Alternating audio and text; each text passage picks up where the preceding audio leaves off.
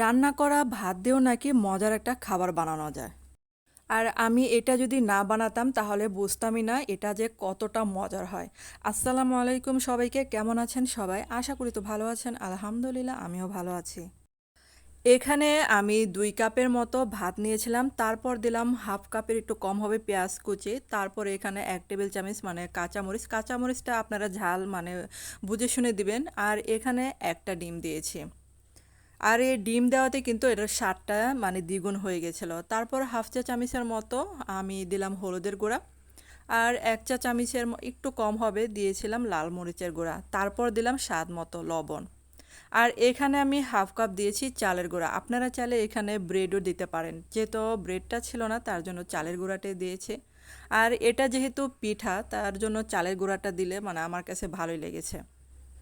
আর এগুলা দেখেন এখানে কিন্তু আর কোনো পানি ইউজ করতে হবে না। একটা ডিম দিয়ে আমি এই যে বানিয়ে ফেলেছি। আর এখন এই যে আপনাদের পছন্দ মতো আপনারা শেপে বানিয়ে নেবেন, তো আমি এটা বলের মতো বানিয়ে নিচ্ছি। আর আমার চ্যানেলে যদি আপনারা নতুন হয়ে থাকেন চ্যানেলটাকে সাবস্ক্রাইব করে পাশে থাকার অনুরোধ রইল। আর এই যে দেখেন বলগুলো বানিয়ে ফেলেছি। আর এখন এই যে তেলটা গরম হতে দিয়েছি, আর তেলটা কিন্তু এতটা গরম করি নাই, কম গরম হতেই কিন্তু আমি একে একে বলগুলো দিয়ে দেব। কারণ বেশি আবার তেলটা গরম হলে দেখা যাবে দিতে দিতে পুড়ে গেছে, ভিতরেটা কাঁচা রয়ে যাবে। আর এই মজার নাস্তাটা অবশ্যই বানাতে পারেন যখন বাসায় দেখা যায় যে অনেক কিছু উপকরণ থাকে না, তখন এই রান্না করা ভাত দিয়ে কিন্তু মানে বিকালে নাস্তাটা করা যায়। আবার হঠাৎ যখন মেহমান আসে তখন দেখা যায় যে মানে কিছু করার থাকে না, তখন এই ঝটপট এই নাস্তাটা বানিয়ে দিতে পারেন। এটা বুঝবেই না এটা যে ভাত দিয়ে করেছেন। আর কিছুক্ষণ পরপর কিন্তু উল্টে দিতে হবে। আর চুলার আঁচটা একদম আমি মিডিয়াম টু লোয়ে রেখেছিলাম যাতে ভিতরের টুকু যেন একদম সুন্দরভাবে কুক হয়।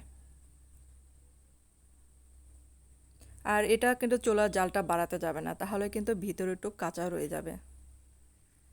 আর কিছুক্ষণ পরপর এরকম করে মানে চারিপাশ উল্টে উল্টে দিতে হবে। আর মানে এটাতে কিন্তু বেশি তেল লাগে না, যেটুকু মানে তেল দিবেন সেটুকু কিন্তু রয়ে যায়, মানে এতটা তেল মানে খরচ হয় না। তো এটা কিন্তু ভাজা শেষ, তো আমি এটা তুলে ফেলছি।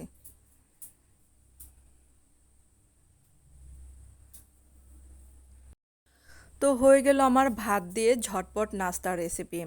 আর এটা যখন বানিয়েছি তখন কিন্তু যখন তখন শেষ হয়ে গেছিলো, এতটা মজার হয়েছিল এই নাস্তাটা।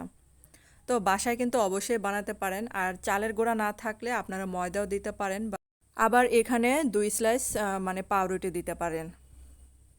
তো একটা কিন্তু ভেঙে দেখাচ্ছি, দেখেন ভিতরেটা সুন্দর মানে একদম সফট তুলতুলে হয়েছিল আর উপরেটা ক্রিস্পি ছিল। তো ধন্যবাদ সবাইকে এতক্ষণ আমার ভিডিওটা দেখার জন্য। ভালো থাকবেন, সুস্থ থাকবেন।